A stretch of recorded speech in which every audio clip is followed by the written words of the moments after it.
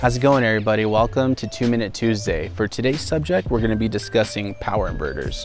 I went with this particular model, which is a Best Tech, that I got for about $17.50 or so shipped on Amazon. I'll be sure to leave the link in the description for you in case you're interested.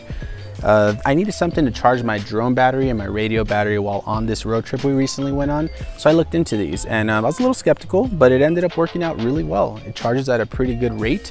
And it does include 2 additional micro USB ports if you need it. It does have an input of 11 to 15 volts for your cigarette lighter, and it also has a total AC and DC output of 150 watts, or so it claims. It has a built-in fan, LED indicator to show the status of the charge if need be. So if you're looking for a minimalistic approach to charging, I do recommend trying or looking into this. But if you need more power, you need to go big. But really, this is just not a power inverter. This happens to be a Black & Decker 500 watt unit.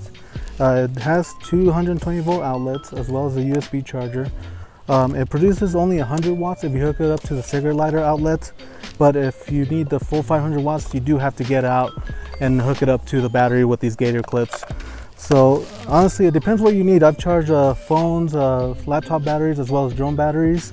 I haven't had really an issue with it, but I haven't tried to charge anything bigger really. So depending what your needs are, you really can get away with something smaller if you don't need anything more than 100, 150 watts. But if you need anything more than that, you really have to go bigger. Unfortunately, it is big, so it's hard to store and to lug around.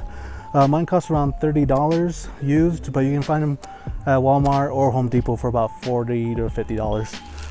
I kind of recommend it. I think I would eventually go with the smaller unit because, I just happened to find a deal, but eventually I do want to upgrade to a smaller unit because that's all I need.